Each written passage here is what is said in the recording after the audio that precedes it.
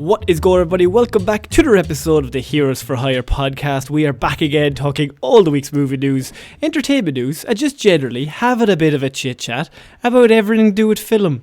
I am joined as always by a man who has had a difficult 2 weeks, Sean Meehan. Sean, how's it going?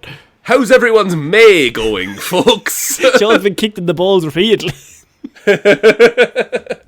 Look, I will say, first of all, I'm sorry I haven't been present on the pod in the last couple of weeks. Yeah.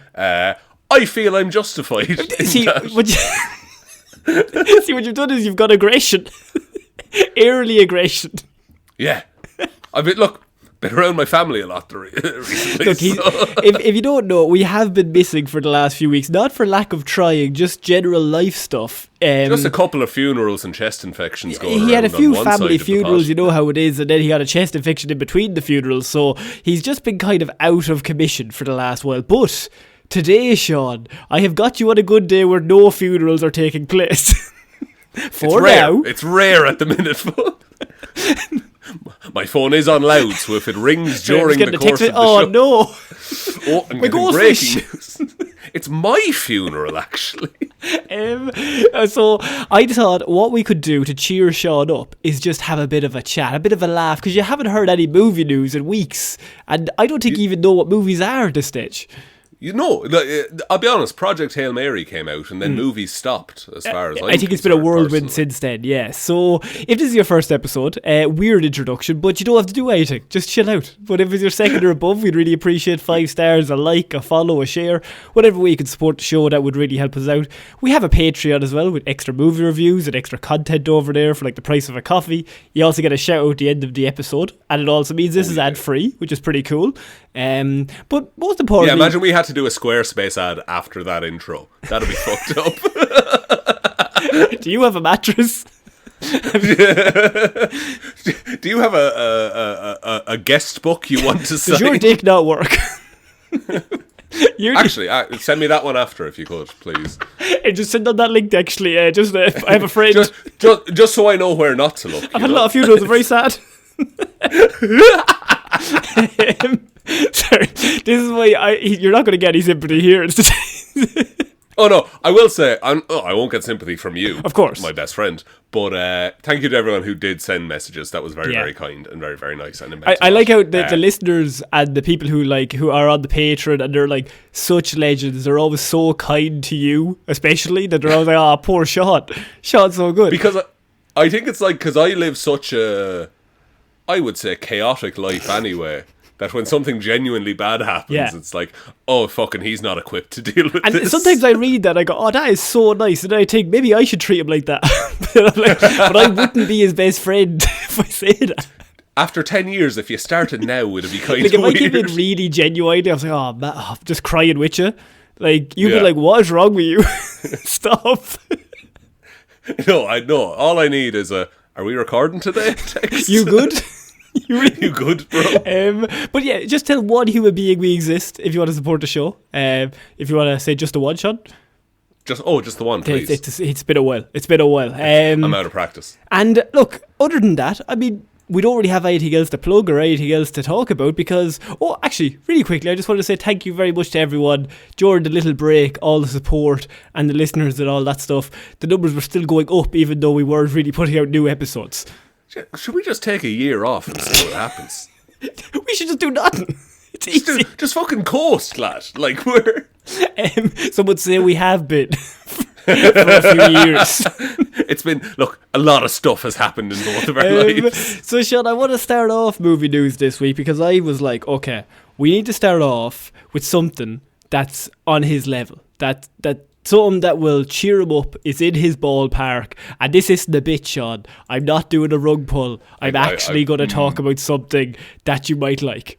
See, every episode beforehand, he's about to say something I don't like. Yeah, but for 1 week only, because I feel bad. Yeah, Connor, my granddad died, okay? Well, would he have been excited to know that new Planet of the Apes movie is in the... He would have been thrilled. He loved the TV series back in the day. New Planet of the Apes movie is in the works at 20th Century from Fantastic Four director Matt Shakman. Ooh. Interesting. So is this carrying on from hang on. What's the most recent one? Rise called? of, Dawn of, and War for the Planet of. Kingdom of? Kingdom of is the last one, yes. That is the first chapter of the planned sequel trilogy to the reboot trilogy. Okay, I'm going to say that sentence again, and in any other context, or I would think maybe 20 years ago, imagine trying to explain this to anyone. Okay. Oh, God. So you see, Kingdom of the Planet of the Apes, Sean, as you well know, is the first chapter of a planned sequel trilogy for the reboot trilogy. Yes. How are you not getting what I'm picking up here? Like, it's obvious. No, and look, it was a good start. Mm-hmm. However, is also because here's the thing, right? So I love those Planet of the Apes movies. You do. The second reboot Planet of the Apes movie is maybe in my top 10 movies. That's Dawn of. Yes, the Matt Reeves one. Matt Reeves tank, cameras on the tank. Matt Reeves cameras on the tank. Mm-hmm. But the curse of those reboot Planet of the Apes movies is that eventually they have to get to a modern actor who looks like Charlton Heston lands on the Planet of the Apes. Yes. So the question is, does that end on this trilogy, or do they Star Wars this and they do another trilogy after this? Well, what if I made it a little bit more confusing? Because this new movie, Sean, will not have any connection to the other trilogy that is currently also now being planned. What? Sorry, it's a sidequel for the Planet of the Apes second trilogy reboot. Yes. Who came up with this? Who pitches that over everything else? Okay, right. So you've Planet of the Apes in like the 60s. So you got Mr. Heston. He's there. Yeah. Right? And then you do the trilogy with James Franco. Yes. In between, we did have the Mark Wahlberg Planet of the Apes. Yes, my apologies. Wahlberg was there as well. Yes. So that's in the hat for reviewing in the Patreon. And it's standing there like a ghost with a shotgun. Every time it's like Russian roulette. Every time we see it. But so you have Mark Wahlberg. Then you've got the James Franco trilogy with Matt Reeves coming in, and there's some good movies, to be fair. But James Franco aside. Quality. Yeah. Great ape CGI as yes. well. And then they decided to do a sequel trilogy to the reboot trilogy, so they're doing another one, which was Kingdom of the Planet of the Apes, which I seen and was pretty decent. It was pretty good. I liked it. It was fine. Yeah, I had fun with it. It's not Matt Reeves' camera on the tank going in, but like what could be. No, few things. Maybe the Batmobile. Only Matt chase. Reeves is the Batman. The Batman, of course. Oh, we're going to talk about the Batman too. But now they have another movie that isn't connected to any of those movies and is a different movie that is also Planet of the Apes. If you thought it was confusing before, well, now you are going to get another one because it's going to be even more confusing. What do we call this one?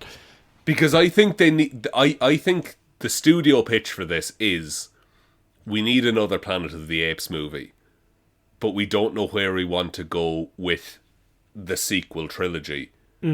So let's just tell another story. They're Lucasfilm in 2017, I think, is what they are at the minute. I don't know why.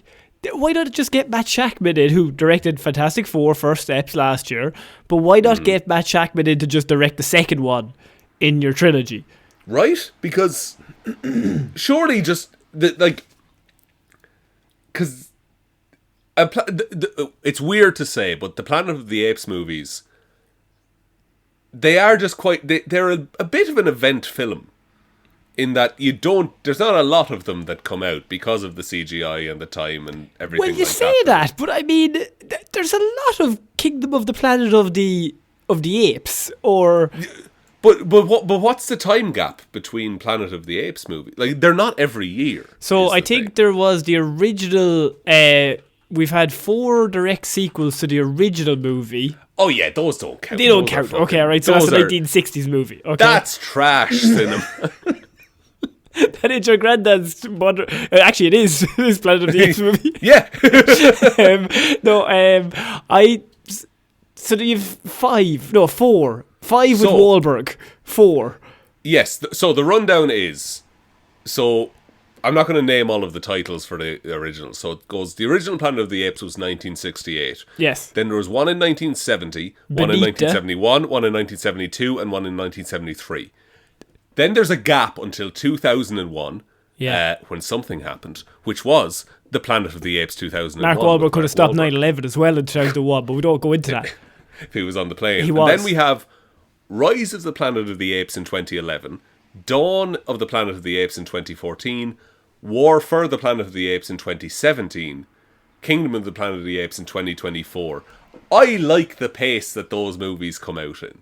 Right. So, but what if there's another movie that's an offshoot that's not part of another trilogy? Then I think you start getting into, we're just doing it like they What did we in the doing here, 70s. lads? You're just putting apes in a film for the sake of it. To be fair, they got that technology done, and imagine like the need for just, well, I mean, it's fucking easy, it's done. The brief isn't write a Planet of the Apes movie, it's write a movie with apes in it. Yeah. Because we fucking nailed apes. That CGI is done since 2011, right? We have that locked in, and it looks Yeah. fucking sick. So It looks unreal. let's write the human bits, and we'll throw the computer lads in. Which is fair enough, Mm. but also, I just think I like the idea of every Planet of the Apes film now advances the story that we've been following since 2011. I think that's artistically a nice choice. I get that there's also probably a licensing issue where they have to make an Apes movie every so often. Yeah, I Or also else it think the goes Wes public Ball. domain. I think this might be a get out a little bit because I think the Wes Ball movie didn't do as well as they thought it was going to do. And now maybe this is like a weird way to be like, oh, well, we can get rid of you, Wes Ball, if we want. And we It's can like, just, let's see what else, let's see what Matt can do with this. let's see what Mac can do. Yeah, so I would be I'm probably a bit harsher than you. I think the market is a little saturated. I would say maybe take a little break. Just even the last one, I was like, give it another 5 years. Really? Yeah. No, I thought the break between War, which wasn't fantastic, and then Kingdom of the Planet of the Apes, I thought it was a great period. What was it, 10 Time. years? It was 2017 to 2024, Oh. so 7 years. So, okay, well then I would say at least 10. Like you need to Before the next one! give a break. But imagine they greenlit a sequel, because also they haven't greenlit a sequel to I don't that mind a movie sequel. I like. A sequel I can understand. You've already done A the first sequel one. I can do, You yeah. have I to think do the this sequel. sequel thing that's a bad move. I don't think think- it makes any sense. And I also think And if I can, me and you, we kind of like we could name off those movies, right? Because we Yeah. are idiots. But there's people with regular jobs. who were just like, I want to watch the movie about the gorillas. Yeah. Imagine trying to be like, well, this isn't Caesar's time. And the other one is said 300 years after Caesar. But this is 150 However, years. Caesar's teachings have been disseminated. But you see, this is in the middle of the two bits. Yeah, because also the 60s one, I think, is still canon in Yeah. that eventually happens. Yeah. So what you want to do is like the year before the 60s one. And it's just apes hanging out. Like, there's no humans, there's no conflict. There's no drama. It's just David Attenborough's Planet of the Apes. I just feel like they love this. They love this name. They want to do as much of these as possible. But I just think they're losing the run themselves a little bit. I think it's, if I can talk to Hollywood for me, you personally, professional man Sean Meehan, please. if I can talk to Hollywood and just say, I think if you start doing side stories, it weakens the Planet of the Apes brand, which they had already, like they've had 4 movies of rebuilding that brand because it became shit. To the point where Mark Wahlberg made a movie in 2001. Have you seen Solo? Have you seen Solo? It's not that bad. It's Have on you the seen The Patreon. Mandalorian and Grogu? Season 2, I would say, of that show from now. Have you seen the Book of Boba Fett? That's what's happening to Planet Don't book of a the Apes. Boba Fett your own thing.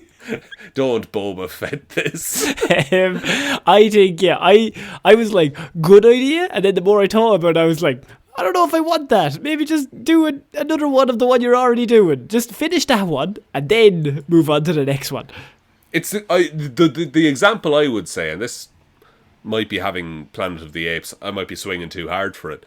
But imagine if James Cameron announced, "Hey, we're doing an Avatar, but it's not a sequel to the last Avatar. It's another story." That's the same thing in my head. And there's still like less than like there are only 3 movies. 3 movies out of a possible 7. Oh, it's still coming. And every time he talks about it, by the way, this is the news, but James Cameron's like, they've told me I need to make it double the size and half the time. And I'm like, well, I'm James Cameron, so of course. He's like, well, what can I use for AI here? Guys. Yes. How much AI can I cram into this? Sean, I have a next piece of news, and I've got 2 stories this week based on crossovers from movies that are very just strange duos. Okay. And the first one I'm going to bring to you is Django Unchained and Zorro crossover movie. Whoa, okay. Do those line up time-wise? Django Unchained and Zorro crossover movie has been revived at everyone's favourite studio, Sony. Oh, just killing it Yeah. with every idea they put out. So 11 years ago, Quentin Tarantino and his co-writer Matt Wagner actually unleashed a comic book miniseries called Django Zorro upon the world. I was not aware of which this. was an unlikely Django Unchained sequel, and brought the gunslinging bounty hunter and Zorro in a 7-part crossover event. So they basically kick some ass and then they free some slaves. And now Sony have decided that they're going to bring in Oscar-winning screenwriter from LA Confidential, Brian Hegeland. Now, I haven't heard an LA Confidential name drop in many a year. That is it's before this show's time, I think. Before our lives. Brian Hegeland, is that his name? Hegeland, yeah. Brian Hegeland. He worked on A Knight's Tale. He's all right in my fuck book. him in. He peaked in 01. What else what has he done in the last 10 years? In the last 10 years, he did Legend, the Cray twins thing. Good. He did 2010's Robin Hood with Russell Crowe.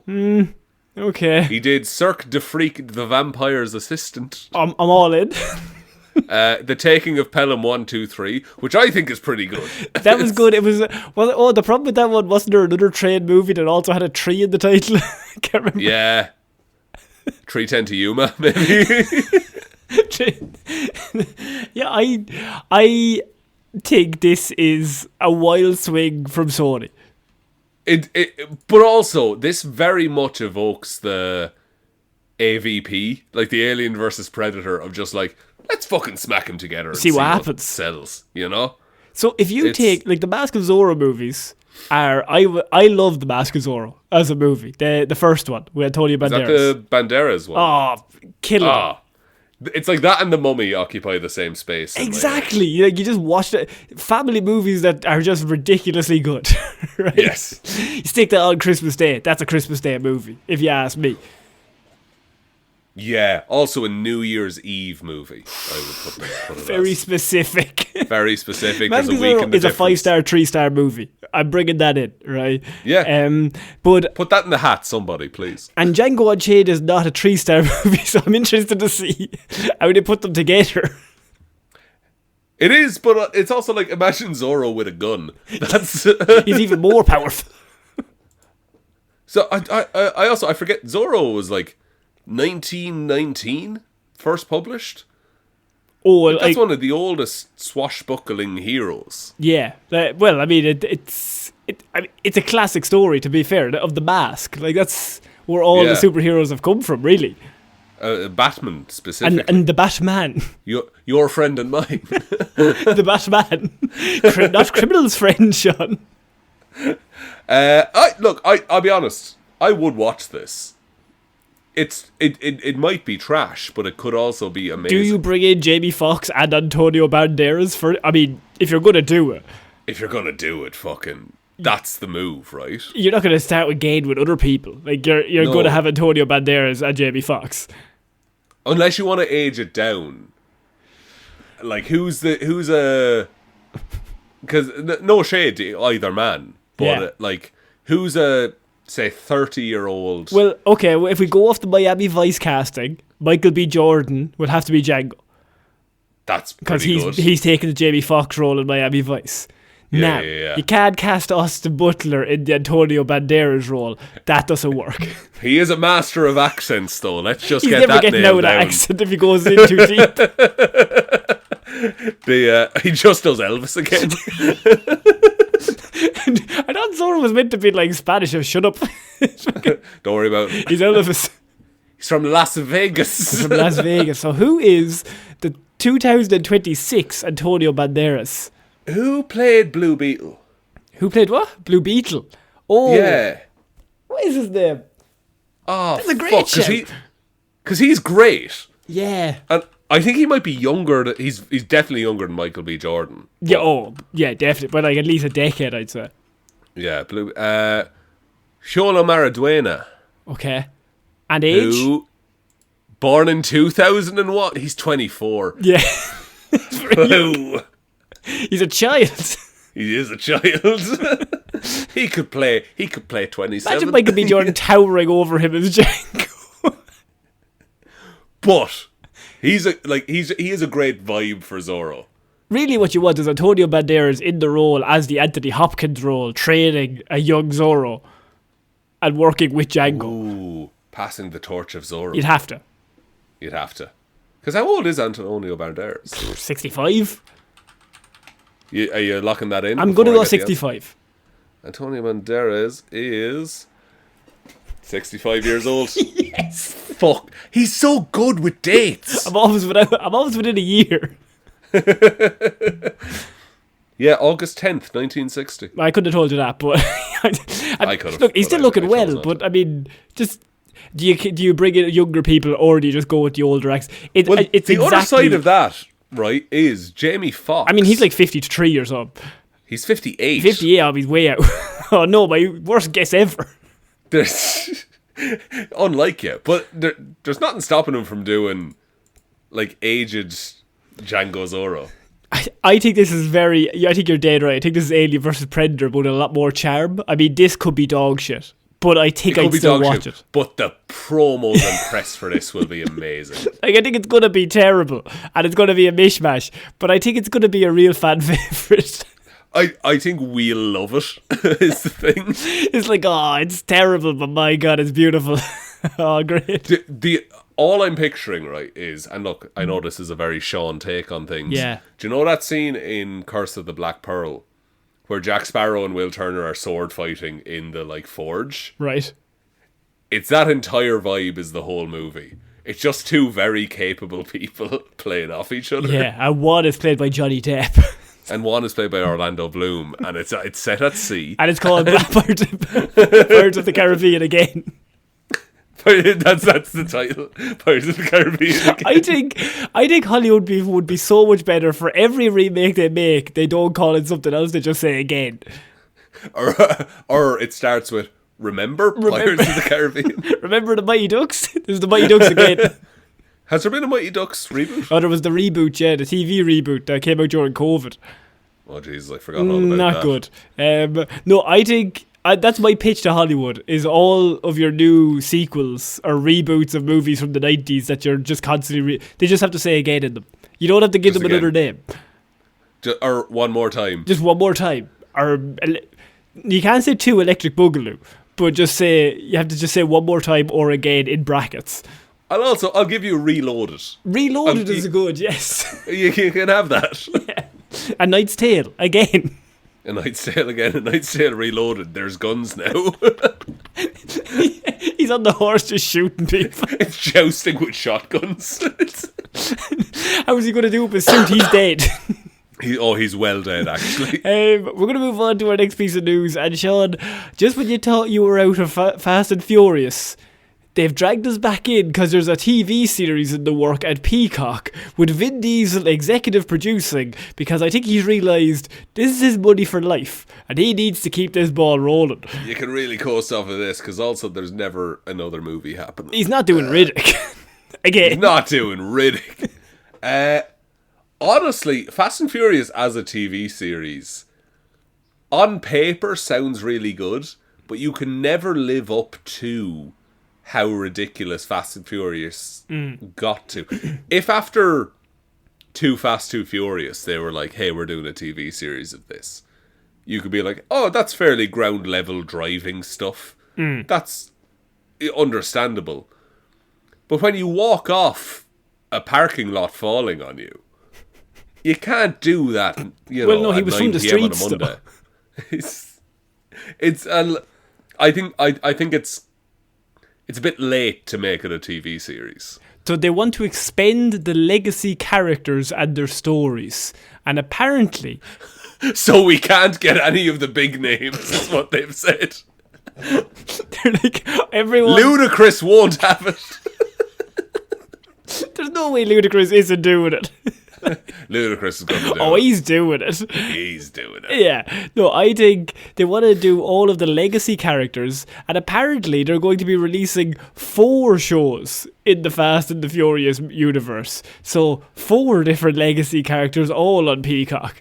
I don't know what it is about this week of movie news, but all of these announcements feels like they could have happened in 2018. They could have happened at any time. That's a ridiculous swing. Vin Diesel, you know what I'm going to say of this? So I am going to give massive props to Vin Diesel, right? Because that man will make bank doing this forever. And for him to go into a Peacock and be like, we're not doing one. The only way we're doing it is if we do 4 and I'm executive producer for all 4. You're goddamn right. Let me ask you a question, folks. How many wheels does a car have? 5. Take the steering wheel out. Fuck you. It's 4. I'm driving a Jeep. Take that one off the back. How many now? I'm in a Reliant Robin. There's 4 with the steering wheel. Yes. But he then walks in and he's just like, I'm doing 4. They're like, we'll give you 1. I'm doing 4. I'm doing 4. We're doing 4 for the legacy characters because there's there's a need to see what happened to Ludacris when he was young. Does The Rock show up, do you think? He doesn't. He doesn't. What are you talking about? No. I need The Rock now. Does he show up? No, I think The Rock now is different from Rock 2023. Oh, from Desperate Rock. Desperate Rock, Black Adam Rock is Desperate Rock. I think he went back to wrestling in the meantime, and he built up his confidence. He rebuilt. Yeah, the confidence went back. The meter went back up to the top, and then he went, "Oh, I'm good." And now he's doing the Oscar run for that movie. What's the movie called? The Smashing Machine. Yeah, The Smashing Machine. He's going for the Oscar there. Which as a movie is fine. Yeah, it's alright. but he's going all in. And he's going to go for that, so he's not appearing in this. He's a serious actor now until they maybe don't give him the Oscar nom, and then he's going to lose the head. Yeah, very possible. They might give it to him, and if they do, then he's going to be insufferable. but imagine The Rock won an Oscar. The thing is, part of me wants it just so he comes out on WWE one night and brains someone with the Oscar. You know he would. It's the biggest missed opportunity. His company owns WWE now, so they can just do whatever the fuck they want. Also, sorry, just on a side note, lately in the evenings, I'll occasionally just throw on the Joe Hendry appearing out of nowhere compilation. That might not mean anything to anyone, but it brings a smile to my face every time. He's had a difficult 2 weeks, lads. Everyone leave him off, please. It means a lot to me. I don't know what I actually watch a show like Fast and Furious, irregardless. A show all about just lads driving around committing crimes. And also they don't have the budget to do the big, they can't do the stunts and shit like that. And that's part of the fun of the movies. Yeah. You watch it for the spectacle. It's like the Mission Impossible thing of will Tom Cruise kill himself? Or and who's going to land on a car in the Fast and the Furious, and somehow that's a cushion. Oh, yeah, because they're stronger than steel. Well, you see, they fall. The Rock, is it the fifth one that the Rock falls from that skyscraper, lands on a car, and it's acted as if like he's landed in padding, and he just kind of walks it off. I think so. Or it definitely happens in Hobbs and Shaw. Yeah. And then, which is the one where the Rock redirects a nuclear missile with his hand? That's 6 or 7. He leads out the car and the rocket is on the ice and he just redirects. He casually rolls down. I would love, so that's an electric window in the movie. I would love if it was a hand crank window. And he rips it off. He's holding it. Yeah, he's too strong. But yeah, he just casually redirects the missile. This is... Vin Diesel's playing chess and these lads are playing chess. If he could just milk this for the rest of his life, he's set. Everyone else is playing checkers and Vin Diesel is playing Death Note. I genuinely I respect the hustle, but simultaneously I will not watch any of these. No, absolutely not. Because also we don't get Peacock over here. Would you like to know a storyline or a headline that I read this week that is strictly set up to anger men on Facebook? Oh, please. The Expendables, an all-female action spin-off of The Expendables, is set to go again. Look, there is a certain group of men online that will hate that. Yeah. That sounds fucking fun. The magic is The Expendables are also shit. Yeah, right. It's not like The Expendables is this cherished institution of cinema. Yeah. Like you're not going to ruin anything by doing this. No, The Expendables exists as a franchise to put on when you're around that uncle you don't really know that well. Yeah. And he has some opinions. He has some... Oh, he thinks the birds are watching him. Oh, you believe in birds? So I think they're now getting the project off the ground. They were going to do it in like, I think, around Ghostbusters time, and then the backlash got very big, and then they put it away, and now they're bringing it back. Since the release of Frozen Empire. They now are like, the world is ready for the Expendables. People are like, maybe they just didn't like Ghostbusters, actually. So, I mean, I suppose it depends on who you get to do it, because really, The Expendables is shit, right? But they got the people in it that are like, obviously legendary action heroes from the 80s and 90s that people know. Yeah, you got to get like a Linda Hamilton, a Sigourney Weaver, stuff like that. Lucy Liu, she's probably in Lucy there. Liu would kill in this, yeah. Lucy Liu would fucking destroy. Oh, absolutely. I'm trying to think of who else you could get. What's Everything Everywhere All at Once? Oh, Michelle Yeoh. Has to be in it, obviously. Yeah, absolutely, 100%. And then do you get like a Jamie Lee Curtis, like a horror actress as well? I think maybe you get some other names that you kind of surround them with acting people. Because there is a few, so... Yeah, man, if you Google Expendables cast, it's just the most square jaw men in the fucking world. The most, yes. Chuck Norris, R.I.P., he was in there. Stone Cold. Yeah. Yes, Stallone, Statham, Dolph Lundgren, Jet Li, Bruce Willis, Schwarzenegger, Terry Crews, Wesley Snipes.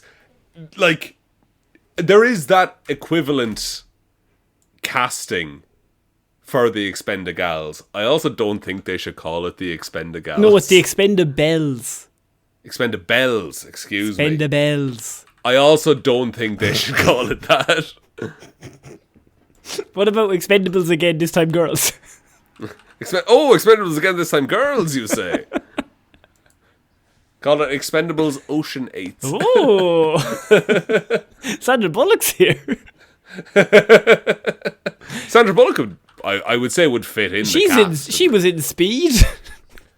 She was in Speed. We'll bring her in. That's pretty good. Look, I think make it. It can't be any worse than any of the other Expendables films. Apparently there's like 4 of them, or 5 of them. Mila Jovovich, another good one. Angelina Jolie. Oh yeah, absolutely. Kate Beckinsale. Someone's on Reddit here 14 years ago suggested Gina Carano. That hasn't aged well. Her arm is sore. Michelle Rodriguez, another great one. She's busy with the legacy. She's busy with the Fast and Furious TV show.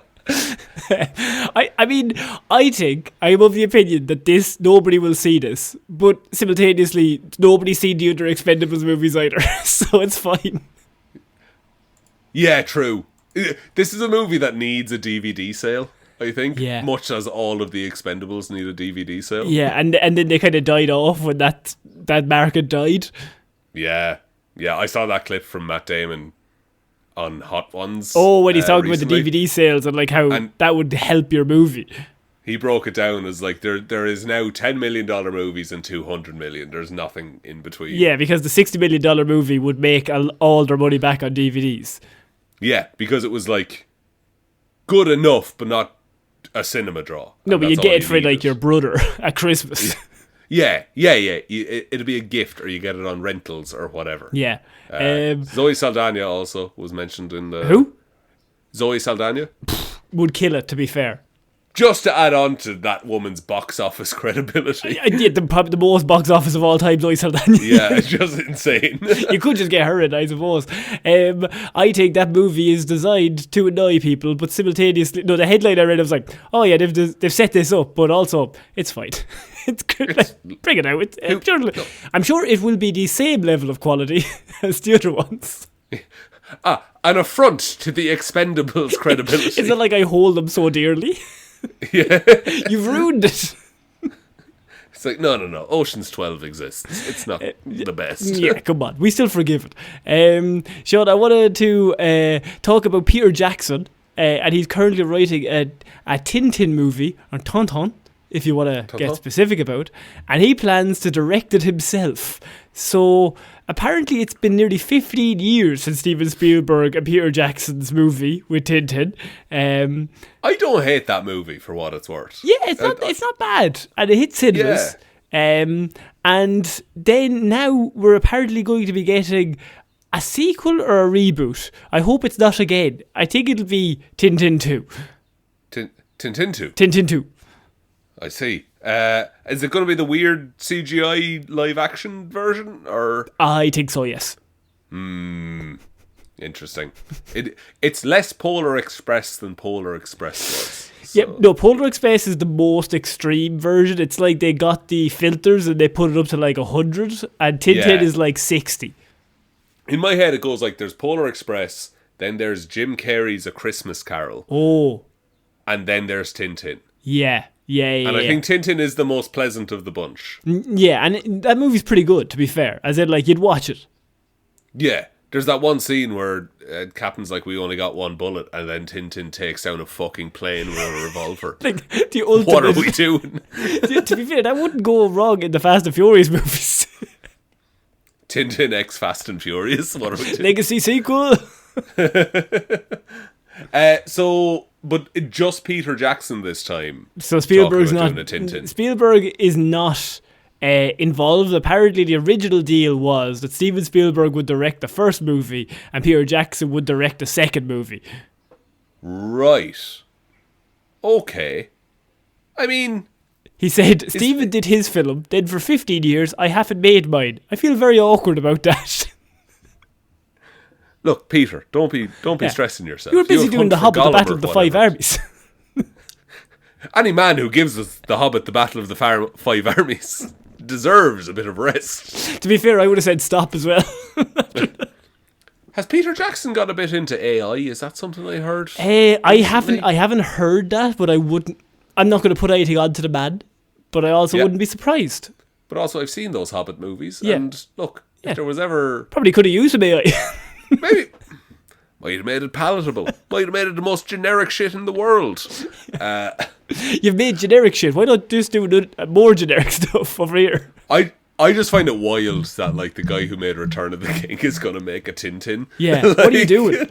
Just who's this for? Do more Lord of the Rings. Make them cool. No. I can't stress enough. Don't make. You more told Lord me of the you Rings. wanted even more. I said what happened in the 2 weeks when Frodo was passed out. That's what I asked. I need to find them. Do a Silmarillion, maybe.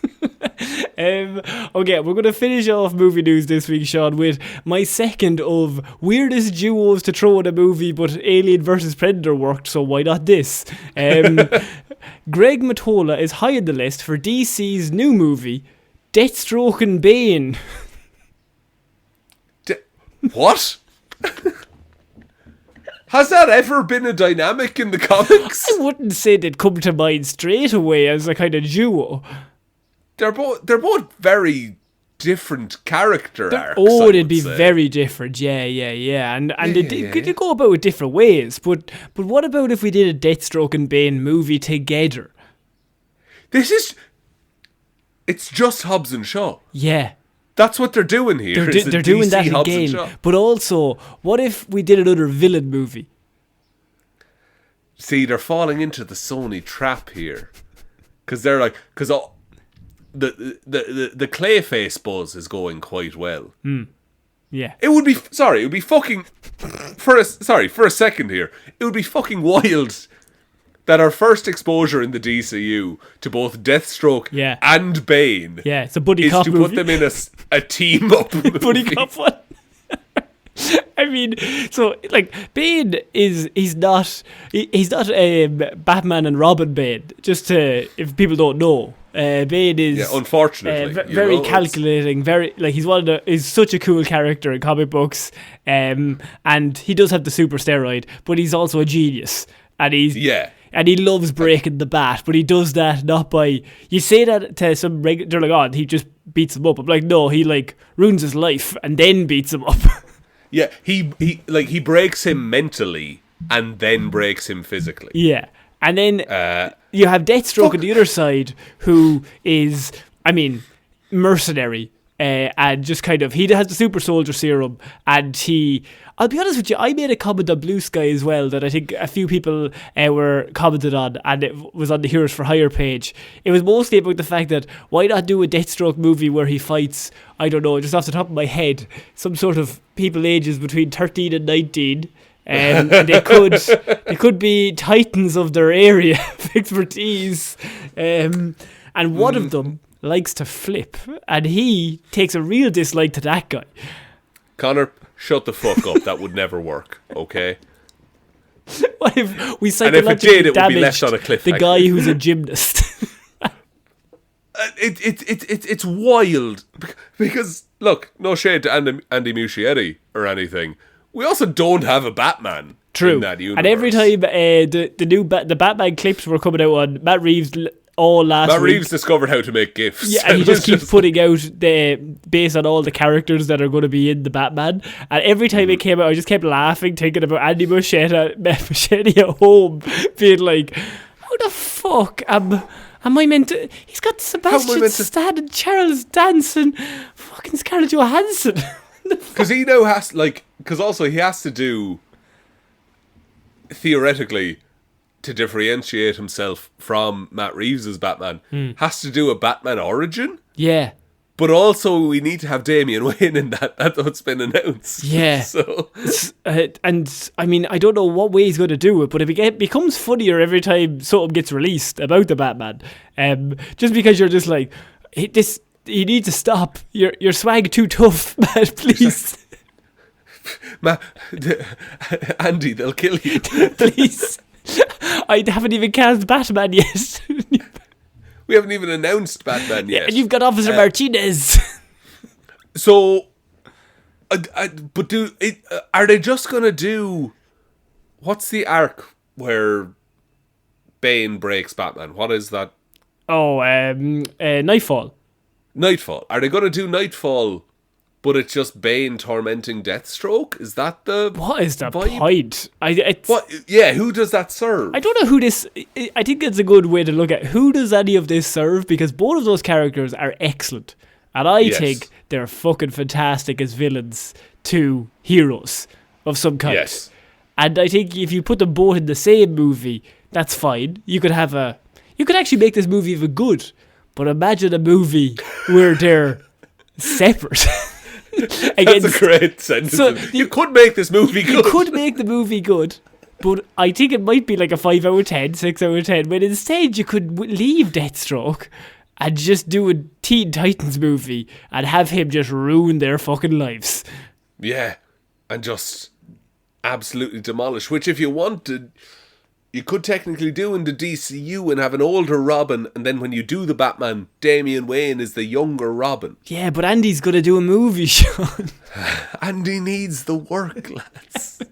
I don't know. I see this headline. I got very confused. I was like, this doesn't make any sense. I don't know. They're just throwing shit at a wall, it kind of feels like. I can't figure out why you would just do those random... Like, Harley and Ivy, I can understand. They're a duo. Right? A traditional duo in traditional comics. duo, if you wanted to do the duo. But Deathstroke and Bane, they're very much both A characters in terms of they're in charge. They're also, like, in terms of every way they've ever been written, they're kind of solo operators. Big solo operators, yeah. Like, I mean, Deathstroke is a horrible man. Yes. He's just... We did a Deathstroke Hero Zero a few years ago. He's killed so many people. Kills so many people. Also, Batman Arkham Origins, that Deathstroke fight is awful. One of the best fights in video games. See, I said awful, but I meant it's punishing. It's punishing. It's really, you feel good afterwards, but at the time it ruins your life. Yeah, you feel if you haven't played it, play it, and then you will realise why everyone's like, Deathstroke's a prick. They hate him. There's just something internally. And also, Bane doesn't get a lot of the same love. I think a Bane movie with Batman would be absolutely amazing. Dude, you did a Hero Zero on Bane, again, a few years ago. Yeah. And, like, the arc of that character, and, like, for a while he had actually an end point in comics, which is a rare thing to get to. Yeah. He's super interesting. And they just always... They sometimes boil him down to the bare bones. Now, in The Dark Knight Rises, he has a little bit of that. Tom Hardy does... Because he should be the smartest man in the room. Now, if you take out the big scene of they expect one of us in the wreckage, brother, and, like, it doesn't really make much sense. Fun fact, fucking the guy who plays the CIA agent, Peter Baelish from Game of Thrones, he is Deathstroke in that movie. What? You see his ID tag, and it's Slade Wilson is written on his ID tag. Oh, God, okay. That's a canonical Deathstroke appearance. Use your real name, Robin. You got Deathstroke and Robin in the same movie, and they never meet. Oh, Chris. Alright, I think that's it for this week's movie news, Sean. What a week. Would you like me to take us out? Yeah, Connor? sure, why not? Thank you, everyone, for listening to this episode of the Heroes for Hire podcast. Thank you all for your patience as well over the last couple of weeks. It's been a bit of a mixed schedule, but we appreciate everyone, and I appreciate everyone who sent messages of support and stuff like that.